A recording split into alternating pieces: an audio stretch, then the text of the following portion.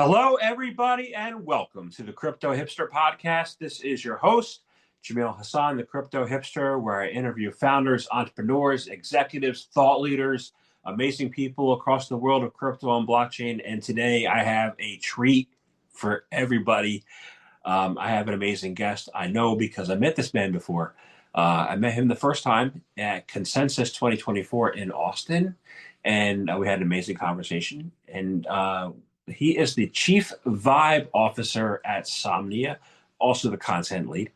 His name is John Vibes. John, welcome back to the show. Thanks for having me again. Great to be here. You're very welcome. Very welcome. I enjoyed speaking with you the first time, and I'm looking forward to this conversation. And for those who didn't hear our first conversation, I want to ask you first about your background. Is it a logical background? And what have you been working on since we last spoke? And being part of a dev team now at Somnia. It's probably a little bit of a different background than some people in the space. I started out as a journalist, covering different topics from technology and activism, things like that, because Occupy Wall Street was happening at the time. Anonymous was happening at the time. This was like 2013. And I was covering those issues and also covering the bailouts of 2008, which was only just a couple years ago at the time. So all those interests kind of converged on Bitcoin when Bitcoin started, being talked about in the media. I covered it frequently, and then I just over a couple of years just decided why not start working in the industry. Yeah, no, I didn't tell you that I worked at AIG. Oh, okay. So Okay. I didn't know that. yeah, I was there during the bailout, but what I wasn't there for is I was there the whole entire time that Bitcoin started, but I didn't hear about Bitcoin until after I left AIG in 2017. Oh, okay. So they kept it under wraps internally. I bet they did. Yeah. They're probably still trying to do that. I see a lot in the news that all the big banks, while they're buying it, they're saying it's a scam. Yep. Yep. So, um, Somnia, right? What's Yep. up? What's great about it? Why is it great? And how's your experience been with it so far? Oh, it's been great. I've been there for about a year, pretty much since the project was announced. And we have been making a lot of developments, and things have kind of changed a little bit since we last talked, because we were working on the blockchain. The blockchain was kind of under wraps. We couldn't give too many details about it. And we were and still are closely connected to various metaverse companies, but that isn't our main focus right now. Although we are going to facilitate metaverses, gaming and mass consumer applications like social media applications are what we're really thinking is going to drive adoption of this blockchain. Great. So you have some updates. What are those updates? Can you share with me, and including DevNet and others? Yeah, definitely. So we have our DevNet running right now, which has been extremely active, and people are very happy with it, which is good because you never know what's going to happen when you release a blockchain out into the wild. I know that not every DevNet has been successful recently, and some have had some backlash. So we're happy that we had a good reception from the community, and that their performance so far has lived up to the expectations that we set in the past couple months. We also released an updated light paper, which gives some insight into the technical framework and the infrastructure behind the Somnia blockchain and what makes us unique there. One of those things is our multi-stream consensus, which, from a high-level overview, it every validator runs their own independent data chain, which helps with congestion and throughput. And it also helps in times when there's a lot of strain on the blockchain, even if you have a big NFT mint where everybody's trying to get into the same contract at one time. This is designed specifically so there's no gas wars in those scenarios. And this will be especially important when you have applications with millions of people using them, whether it's a game or a social media app. And to go along with that, we also have unique compression algorithms and a few other elements that kind of work together to help with the throughput and make it one of the fastest blockchains ever, if not the fastest. That's a big claim. It is. Claim to be fast. You said there's been a lull in some of the dev nets recently, right? Even like, well, it's been a lull in the market a little bit, and even the best chains that are out there, when there's a lull in the market, people badmouth it. You know, so Yeah. how do you navigate the fact that there's a lull versus what your technical advancements and achievements have been?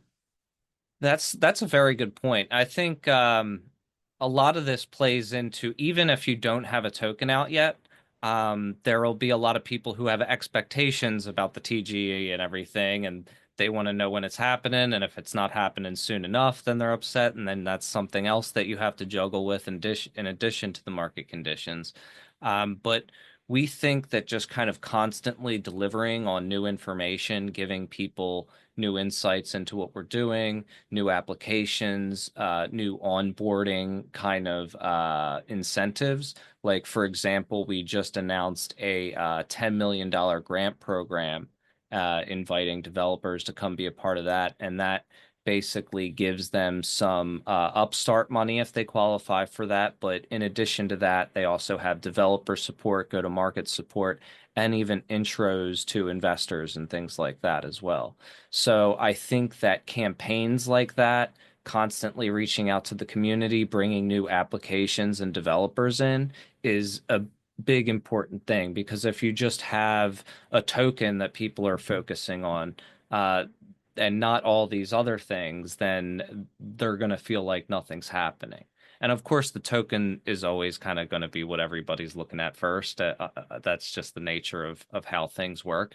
But I think at the same time, even if prices are down or even if the TGE is taking a little bit longer than people wanted, you actually have um, it, people don't feel so bad about it when you actually have some releases and updates going on and they can still manage to have some enthusiasm for it, which I think actually will be good for the token price as well because you don't have a bunch of people panic selling. You have people who are actually interested in the project. That makes a lot of sense. It makes a heck of a lot of sense to me. Um, so I saw one of the things that you aim to do at Somnia is to bring all the world's data on chain. There are obviously some pros to that, very good pros, and there are some cons. What are the pros and cons to being able to achieve that? Well, the pro that we see, the main thing is that you're able to unlock new use cases with blockchain. Because right now a lot of the Web3 applications are kind of more Web 2.5, and they're relying on a lot of centralized servers and it's not fully on the blockchain, third-party services and things like that, which it's not only a degree of centralization but it also makes development for particular use cases more difficult because there's more moving parts to contend with. An example of one of the use cases that we can unlock with higher speeds and better performance is something that we call reactive applications.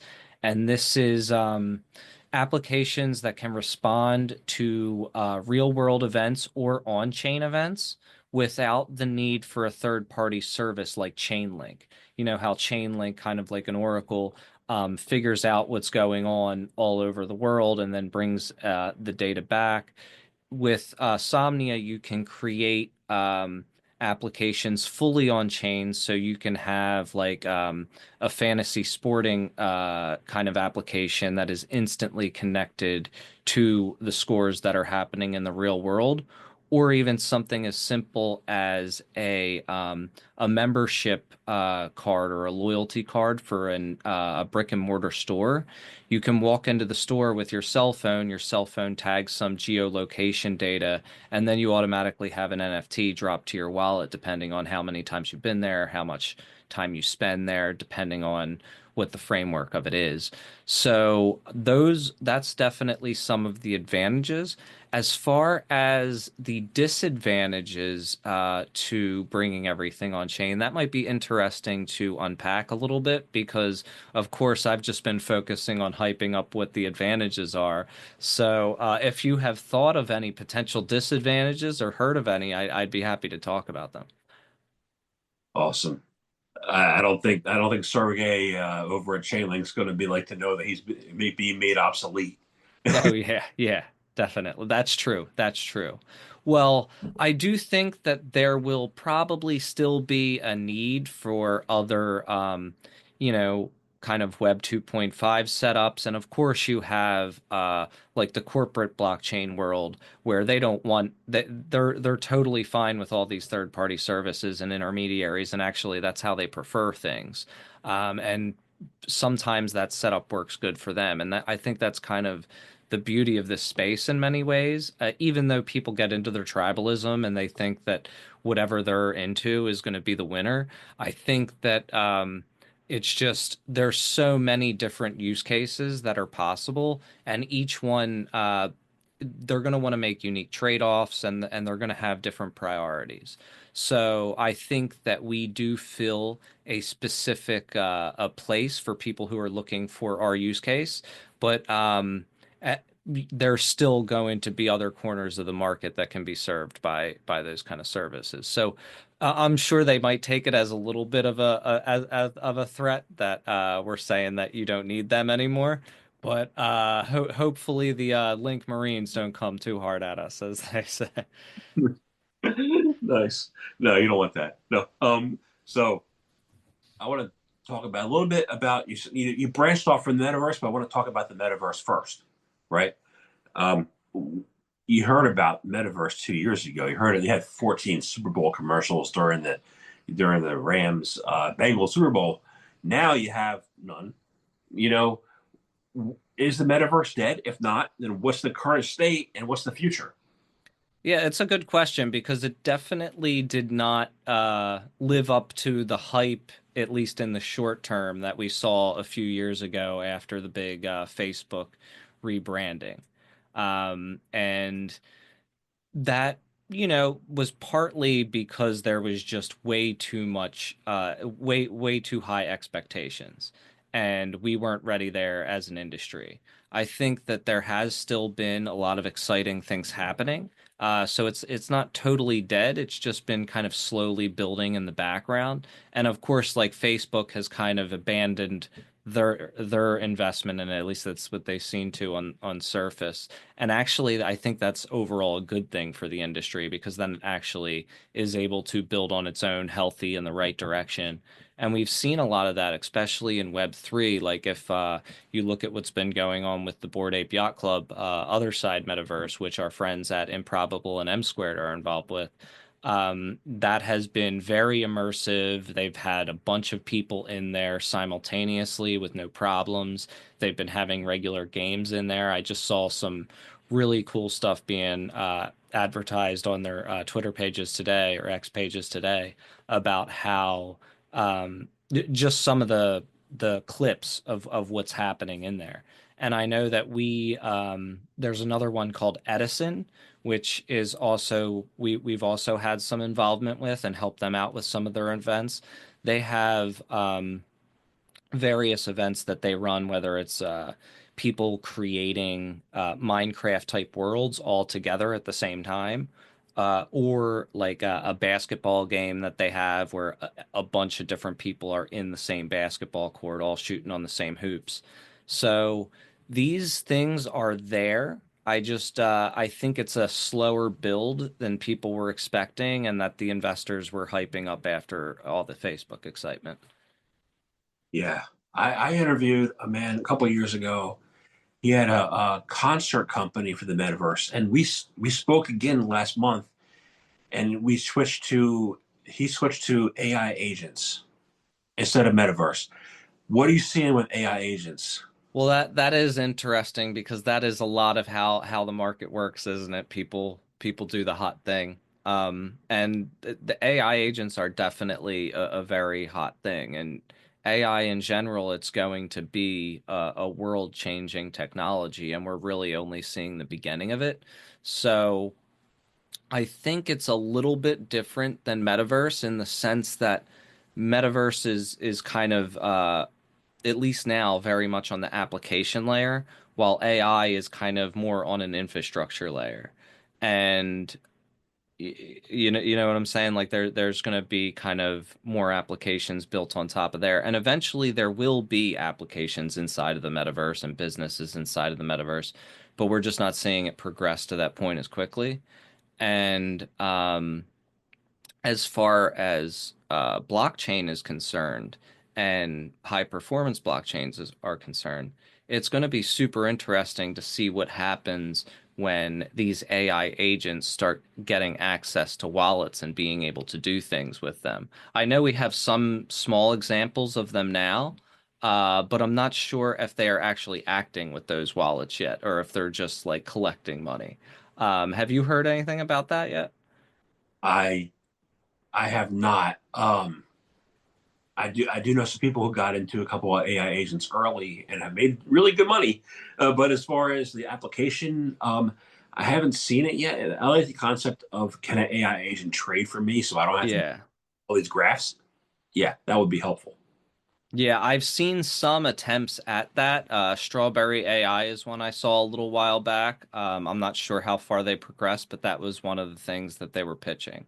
Um, and that is, of course, something that it's going to be very difficult to do on a blockchain that has a whole lot of fees and latency times and things like that. Especially if everybody is using AI agents, you're going to need extreme high performance. Yeah, that makes sense.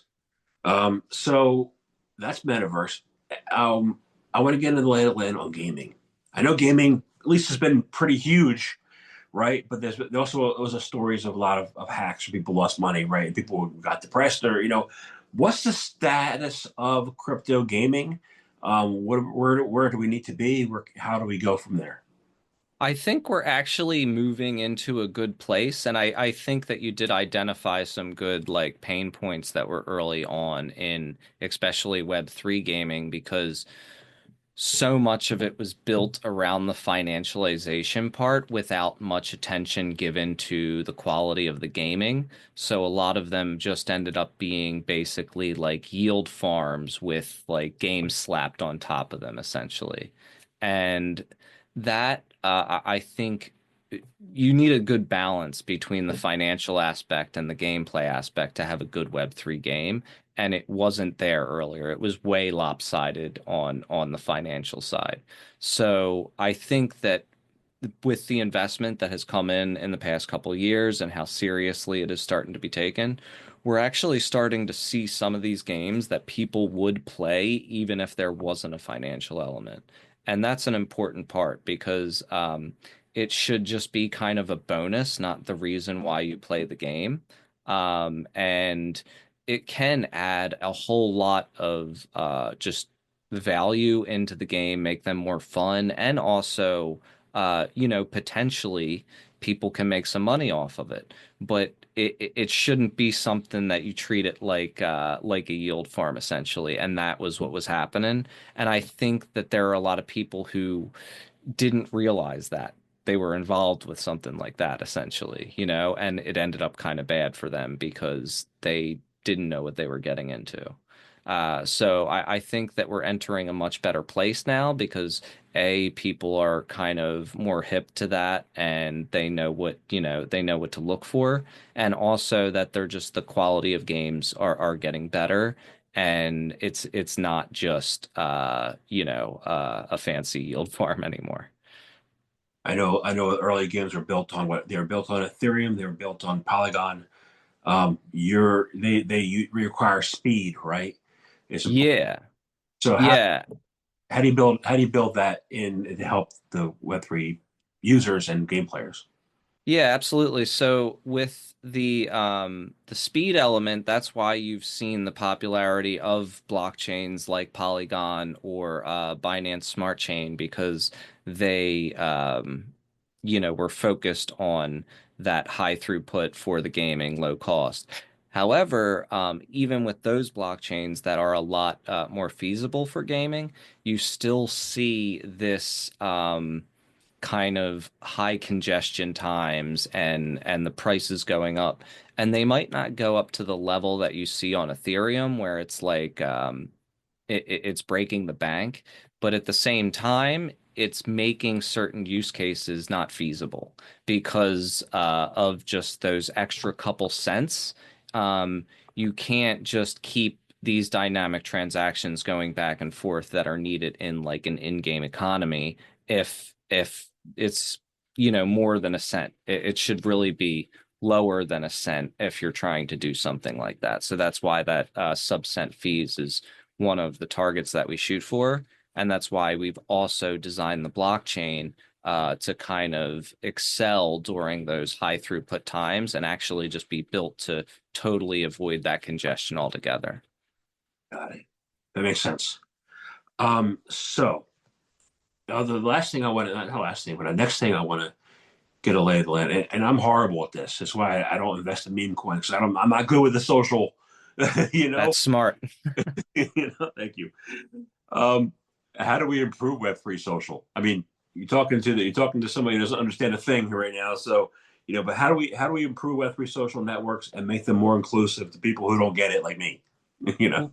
Well, I think this goes back to what we were talking about with the gaming thing is right now it's all just focused on the financialized aspect to where that's like right in front of your face as the main thing. And what we need to do is make enjoyable social applications that have that financial aspect as an added bonus and not as the center stage thing. And I think then it'll be a lot more approachable and accessible and it'll make sense because you know, it needs to actually be a social network where you can connect with people, where you can reach people if you're a creator, and where you can find your interests if you're, somebody who's looking for creators.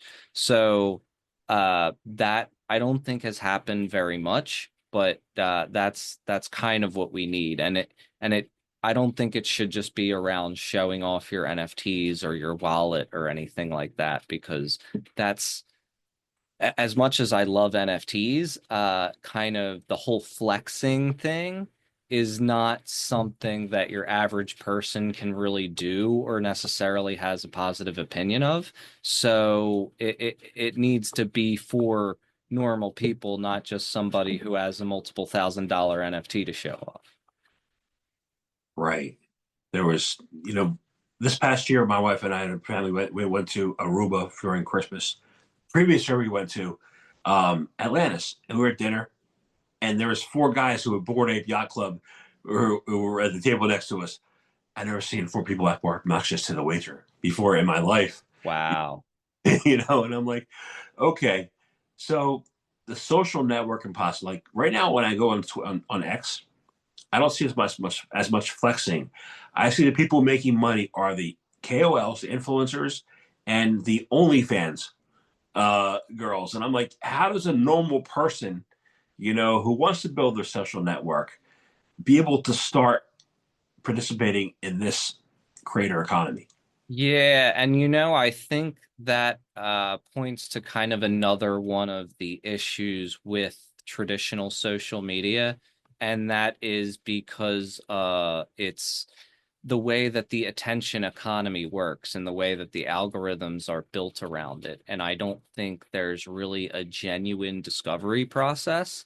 I think that a lot of it is what is going to catch people's attention, and that's usually going to be like heavy flexing or screenshots of the $1 million trade or and it gets even darker when you start going into the political realm and stuff like that, which is where a lot of social media content ends up. And I think that this creates an environment where a lot of people are just really trying to outdo each other on like the look at me aspect instead of creating genuine content that people resonate with. And I think a lot of this is kind of built around the algorithms that we have in the traditional media, and a lot of that is because these platforms are centralized. So I think with a more decentralized social network, there'll be a lot more choice on what your feed looks like. And I think generally most people want to connect with their interests. They don't want to be, um, you know, have people fighting over their attention in this kind of dishonest way, for lack of a better word. You know what I mean? They want to. I mean, that's why you kind of see like people are kind of calling on online content like slop and stuff like that nowadays, because people are starting to get it. They're starting to see like this isn't really resonating with my interests. This is just being shoved into my feed because they know it's going to get my attention. And yeah, I think with more decentralized networks where the user has more control over their own data and their own feed, I really hope that there will be a better discovery process, because I fall into that same category as well when I try to put some of my stuff out there and see like, oh, I'm not dancing around in the right way for this. Yeah, me neither. So, um, yeah. So how do we fit? How do we like? How do we fix those algorithms? Is a quick question. Like I found out the other day that when I post on LinkedIn, only 10% of my feed sees it. You know? Exactly. Exactly. That's why I think we need a natural feed like the way that it used to be, and with the option of curating your feed around interests. Uh, what's it? Lens does this. The Lens protocol, which is a Web3 social media application. They used to be on Polygon, but I believe they moved to ZK Sync. Um, and then even in Web 2, the Blue Sky now has a more kind of decentralized open source ecosystem. And you're allowed to like kind of pick your own algorithm. You can pick your own feeds and say, I want this group of people in this feed, or I want this interests tab feed to happen. And I think they've started moving like some of those features to X recently as well. Um, but I think that when you have a centralized platform, they're still going to be kind of delivering what they want to you. So with decentralized platforms, hopefully there will be a little bit more transparency and kind of control from the user. Yeah. I like that concept of the $1 million trade. You see one person make $1 million trade, but you don't see the million people who made the negative $100 trade. Exactly. And usually they're on the other end of that same trade because, you know. Yeah, yeah. So, metaverse gaming, social. What other areas have you guys focused on recently that you're going to be continuing to build out? So those are kind of the primary ones, but we also are definitely going to need a vibrant DeFi ecosystem as well, because all of those kind of mass consumer applications, to have that those economies within the applications, there's going to be need to be like kind of an outer layer of DeFi for them all to plug into, and for the trades to happen across platforms and everything like that. So we're building that out as well. And just generally those kind of like entertainment based applications, and things where you need a lot of transactions to go through very quickly. We do think that gaming and social are going to be at the top of the list, though, because from what we've seen, those are the most in demand, and those are the ones that blockchains really aren't serving right now. Got it. Makes sense. All right. So interesting. I'm looking forward to seeing what you guys do in this next year. So, I want to thank you very much for speaking with me again. This has been a wonderful conversation. I have one last question. It's how can people find out more information about Somnia, about you? How can they become users, clients, customers? How can they do that? Awesome. Yeah, that's a great question. So Somnia.network is our website. Through there, you can find all our community channels, Discord, Telegram, and social on Twitter and everything like that. And then through there, if you're a developer, you can also check out our $10 million grant program and apply for whitelisting on the DevNet. If you're a user, you could start playing with the applications. We have quests going on for, potential rewards later down the line and things like that. So that can definitely be a good kind of bonus. And we always have new things for people to check out.